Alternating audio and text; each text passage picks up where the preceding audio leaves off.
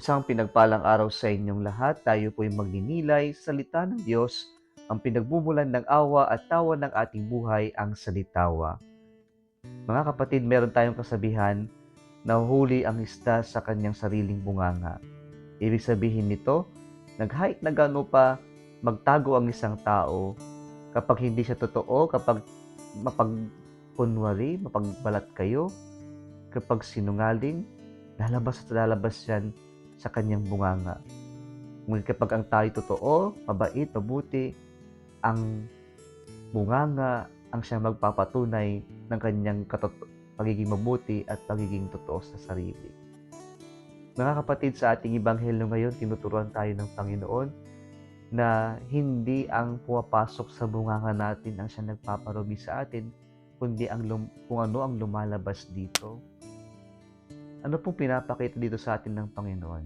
Ito ay kanya sigurong ina-address yung mga complaints na patungkol po sa human precepts and regulations ng mga Pariseo at mga eskriba na binigyan nila ng religious sanctions gaya ng ating pagninilay kahapon, kung saan ang kanilang pananaw ay ang hindi pagsunod sa mga regulations na ito, ng mga precepts na ito, ay katumbas ng pag-disobey sa Diyos.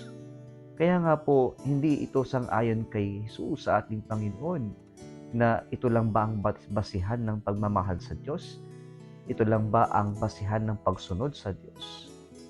Kaya po nilinaw ng Panginoon sa ating ebanghelyo ngayon na hindi naman yung kinakain natin, yung ipinapasok natin sa ating sarili, ang siya nagpaparumi sa atin. Maski yung mga natatanggap natin na hindi magandang balita, fake news, o yung mga paninira sa atin, hindi ito yung nagpapasama sa atin.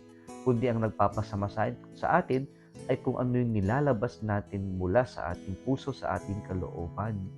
Gaya ng jealousy, galit, inggit, or sama ng loob.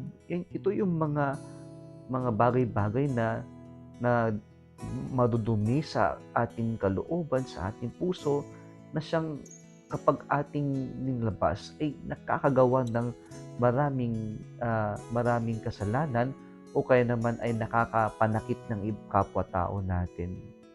Kaya po sana ang ingatan natin ay alisin natin yung mga negativities sa ating puso, sa ating kalooban, gaya ng galit, inggit, sama ng loob, o kaya naman kung ano man yung mga tampuhan na meron tayo. Upang sa ganun, kapag tinanggal natin yan, lumalabas kung ano lamang yung mabuti sa atin. Nilikha tayo ng Diyos na mabuti, hindi tayo nilikha ng Diyos na maging masama. At isang natural sa atin na maging mabuti. Pero sa kalaunan po, o mga kapatid, ay marami tayong iniimbak na hindi maganda sa puso natin. At ito yung ating tinatago, at kapag ito lumabas sa atin, alam niyo ang epekto nito nakakasama. Nakakasama sa atin at nakakasama sa ating kapwa-tao.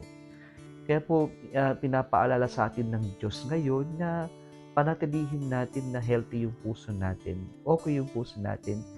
Kung maaari at kung ating mapagsusumikapan, ay tanggalin kung ano man yung mga mabibigat at masasamang itinatago natin sa ating kalooban. Hindi lamang ito para sa ating kapwa, ito ay higit sa lahat para sa sarili natin. Sapagkat sa bandang huli, tayo rin lamang po ang mahihirapan kapag hindi tayo nagpatawad, kapag hindi po tayo nakontento sa ating sarili, o kaya naman kapag po hindi natin inalis yung mga nagpapabigat sa ating mga puso. Sa bandang huli, tayo rin lamang po ang kawawa.